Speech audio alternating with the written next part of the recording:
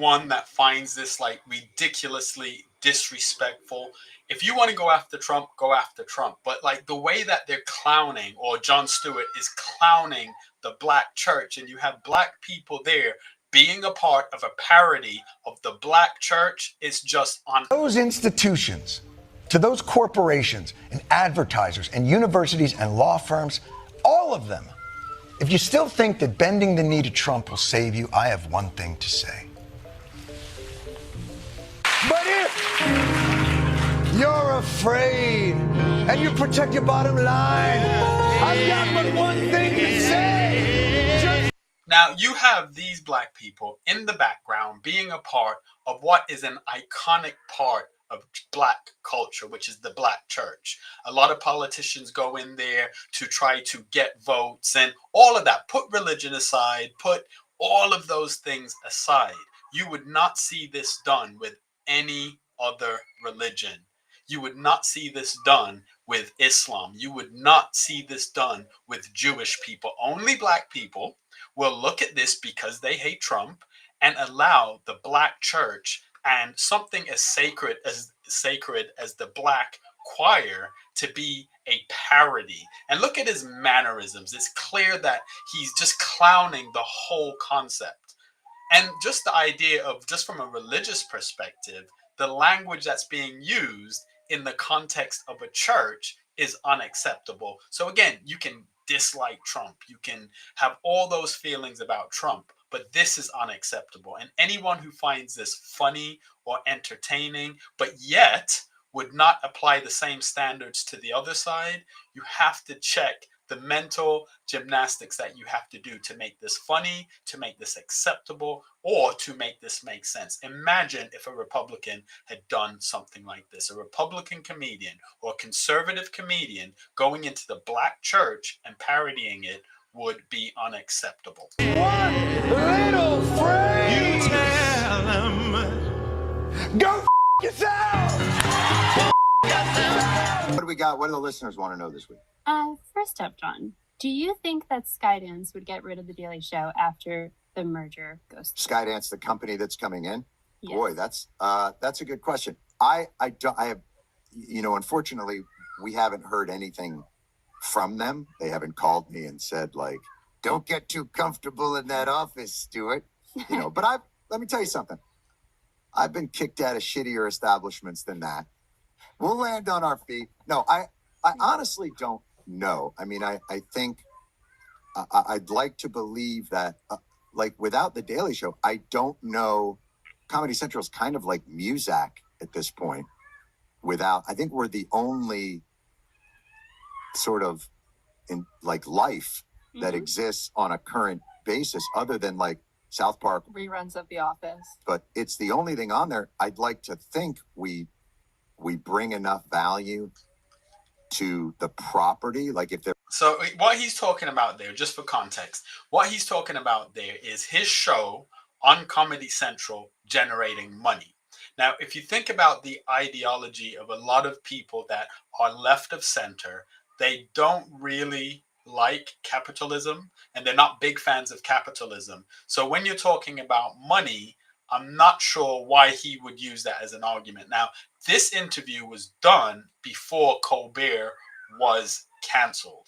And his story and his song and his position changes completely after we find out that Colbert was canceled. Looking at it as purely a real estate transaction, I think we bring a lot of value, but that may not be their consideration. I don't know. They may sell the whole fucking place for parts. I just don't know.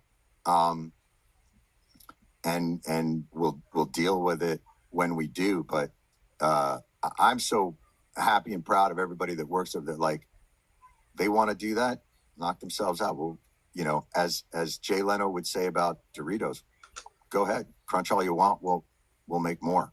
So we'll figure that out when the time comes and where we have to do it. But like I say, that is without, I have no knowledge. We've all got a surmisal about like who actually is owning it and what his ideology is, but ideology may not play a part. I just don't know. So here's the point. If you're trying to figure out why Steven's show is ending, I don't think the answer can be found in some smoking gun email or. So this is after Colbert has been canceled. And the hypocrisy of both sides, but specifically in this case, the hypocrisy of the left. Now, on the one hand, they feel that this rich celebrity, who usually they don't like rich people, this rich celebrity is being done harshly by his show being canceled. And it's being canceled for the most part because it's not being watched. It's dollars and cents.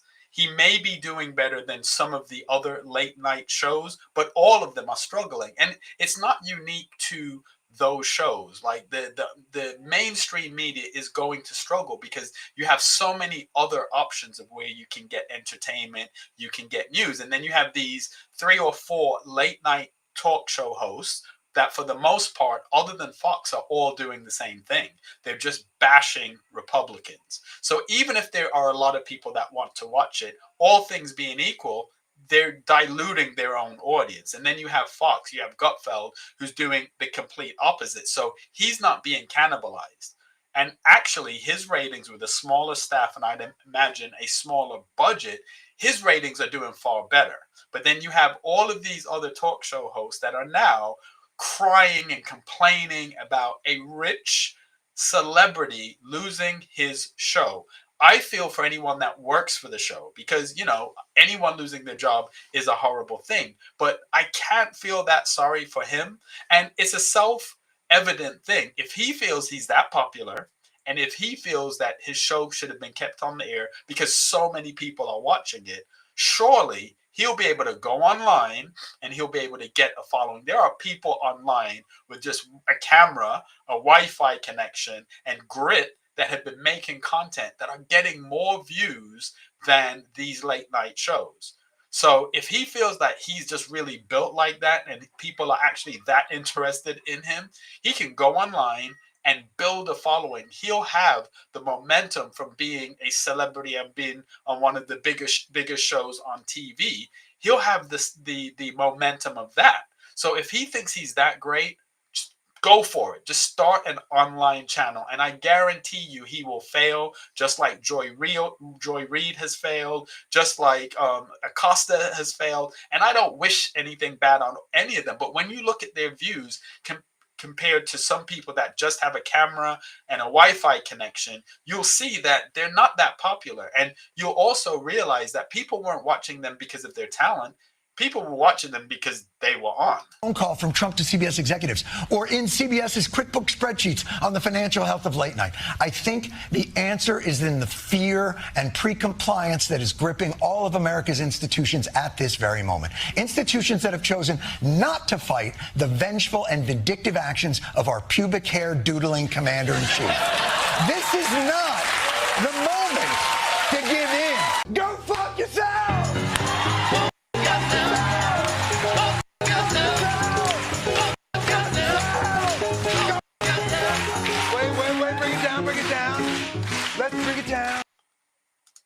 That is disgusting.